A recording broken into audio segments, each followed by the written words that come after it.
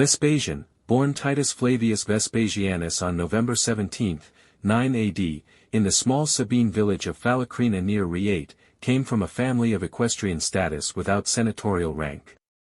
His father, Flavius Sabinus, had worked as a customs official and later a tax collector in Asia, while his mother, Vespasia Paula, came from a more prominent family, with her brother serving as a senator.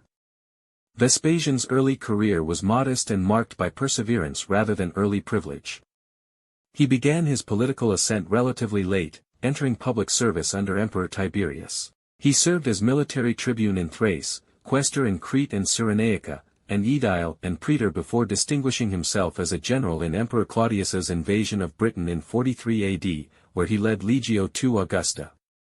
During this campaign, he demonstrated significant tactical skill, capturing over 20 enemy strongholds and pushing the Roman frontier deep into southern Britain. This success earned him triumphal honors and the attention of the imperial court. After returning to Rome, he held the consulship in 51 AD, but his fortunes waned under Nero, reportedly due to falling asleep during one of Nero's endless recitals.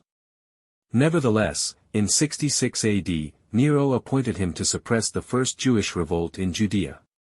Vespasian took command of legions V Macedonica and X Fretensis and later was reinforced by his son Titus with the 15 Apollinaris. Vespasian's approach was systematic and brutal, capturing key cities such as Jotapata, where the Jewish historian Josephus was taken prisoner. Josephus later became a client of the Flavians and provided an important historical account of the events. As Nero's regime collapsed in 68 AD, Vespasian delayed advancing into Jerusalem and instead waited as Rome fell into civil war. After the short-lived reigns of Galba and Otho, the empire came under the control of Vitellius. In July 69 AD, while still in Caesarea Maritima, Vespasian was proclaimed emperor by his eastern legions. With the support of the Syrian governor Mucianus, Egyptian prefect Tiberius Julius Alexander, and key military figures like Marcus Antonius Primus, Vespasian launched his campaign for power. His forces invaded Italy, defeated Vitellian legions at the Second Battle of Bedriacum, and seized Rome after heavy street fighting and the sacking of the Capitoline Hill.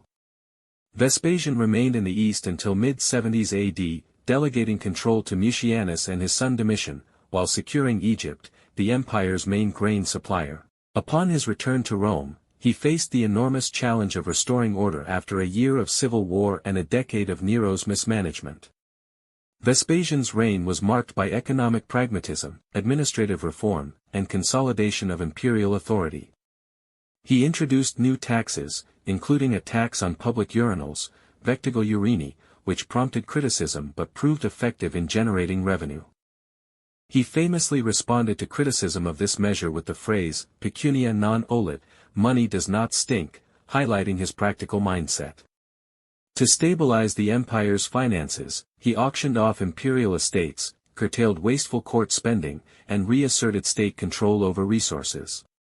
He expanded the Senate by enrolling provincial elites, including those from Spain and Gaul, fostering greater integration of the provinces into Roman political life. He also professionalized the equestrian order, making it a vital part of the imperial bureaucracy, and restructured the legal system to reduce corruption and delays.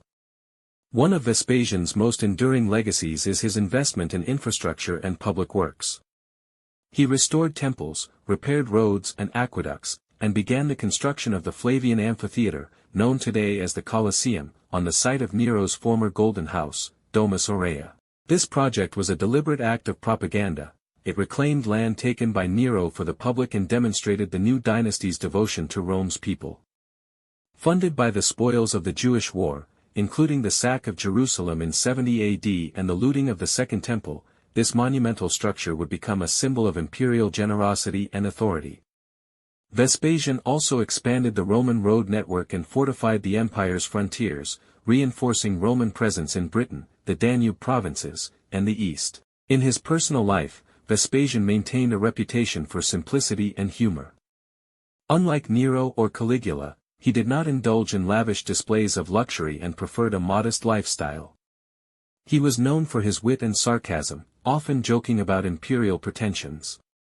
Despite his power, he cultivated an image of the hardworking, no-nonsense Roman citizen.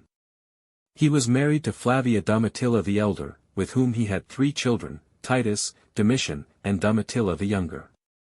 Both Titus and Domitian would eventually succeed him as emperor, though with starkly different legacies. Vespasian died on June 23, 79 AD, after a short illness, possibly dysentery, at his beloved villa in Aquae Cutilii in the Sabine hills. According to Suetonius, his final words were a characteristically ironic acknowledgement of his impending deification, v. Puto Deus Fio, dear me, I think I'm becoming a god. His death marked the first smooth succession in nearly a century, as power passed peacefully to his eldest son Titus.